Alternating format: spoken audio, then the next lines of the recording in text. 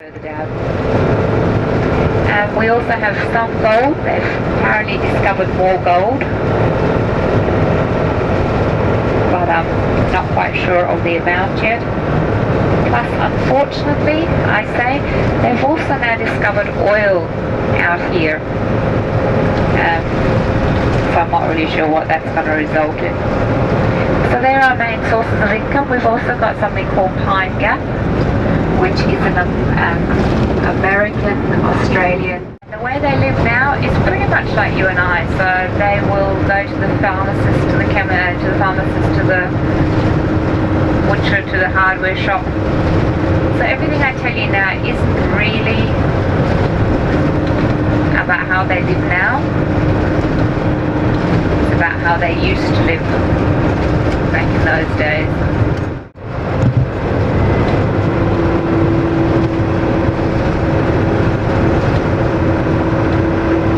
A lot of the acacias and corkwood trees are out in flowers, so those yellow flowers are softer, and it's not as hilly as it is out here. It's quite a bit flatter. They're as scenic as each other. Probably there is a little bit more to see out in this part than there is to see out in the... My jacket's not coming off, so... And can you leave your bags? You can leave your bags. I will lock the bus. And as we walk down, I'll give you a little here. This is called a spear vine or a spear bush. Now the Aboriginal people used to use this to make them spears. Spear.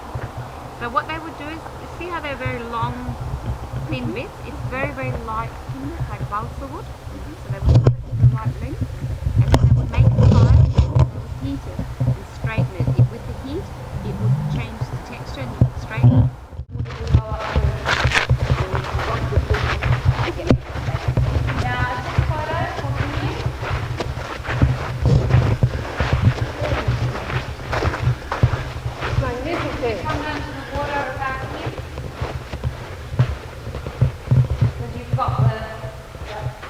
So if anybody would like a photo, I'm more than happy to do that.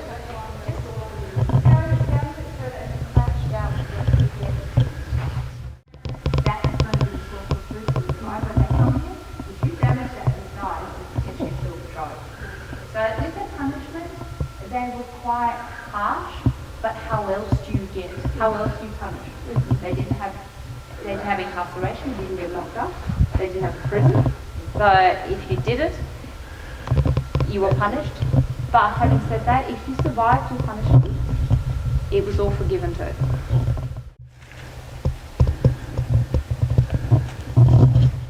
Coming over.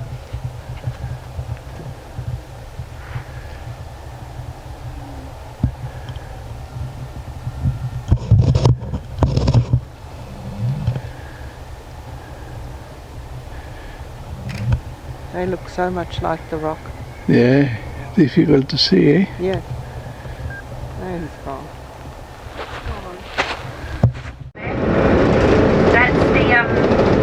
That's a water pipeline that's had a bore sunk down to the water table, and it's used for firefighting. So if there's any form of fire out here, they will fight the fire as much as they will protect the communities and man-made structures. But on the whole, they won't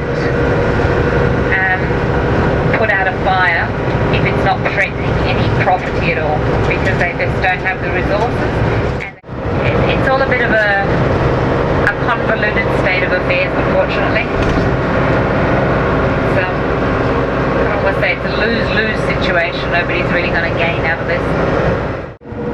If you look at it closely, what it is it's all little caterpillars about that big that make up the snake. So they just walk top to tail, and the reason is quite simple. If you're an eagle or a lizard or something, you'd be much less frightened of a little tiny caterpillar that walks on its own than you would be of something that looks like a meter or a meter and a half. Like I said before, what would possess you to get one of those cocoons and cut it open and stick it on your skin? But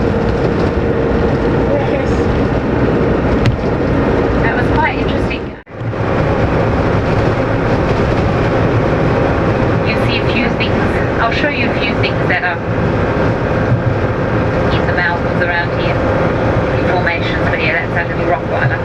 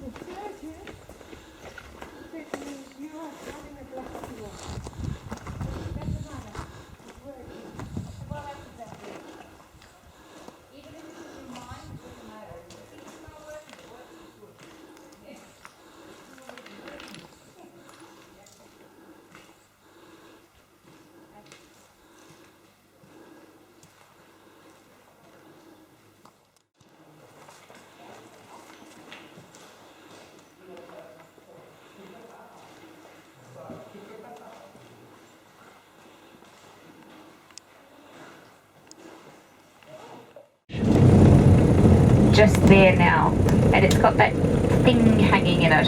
Oh yes. That is the Euphorinia cocoon. So they are those cocoons, those little caterpillars. Oh yes. So that's where they live. So like I said, this is what these mountains are named after, those Euphorinias.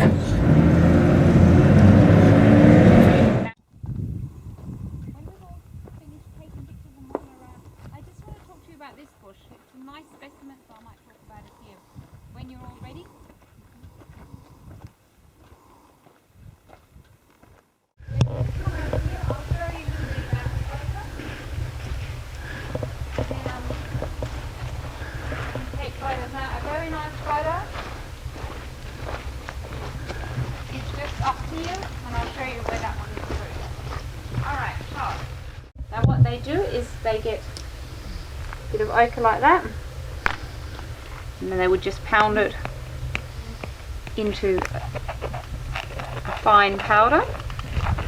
Has anybody brought any water? Chocolate.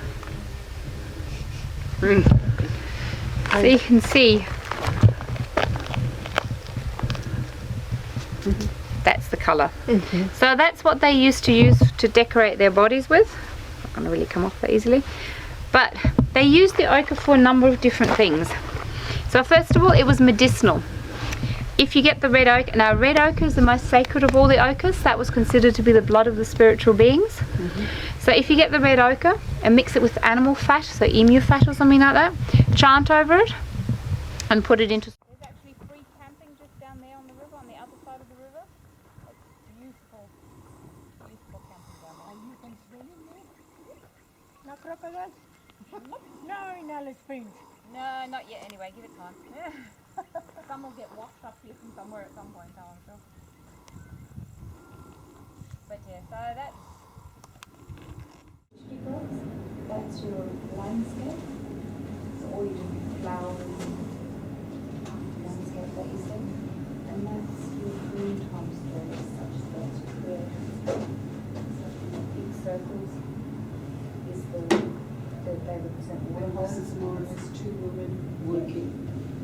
I was just saying, did you Like a reunion, yeah. you heard that? Yeah. So that's usually the cases. That's women. That's men. That's your girls.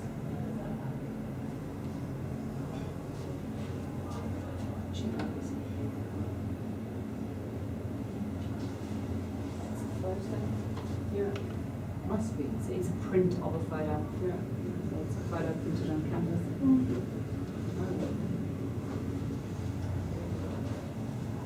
I need another one.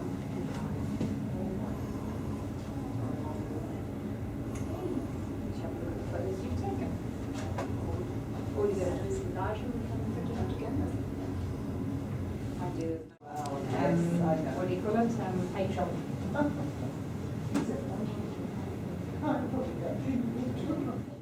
Oh,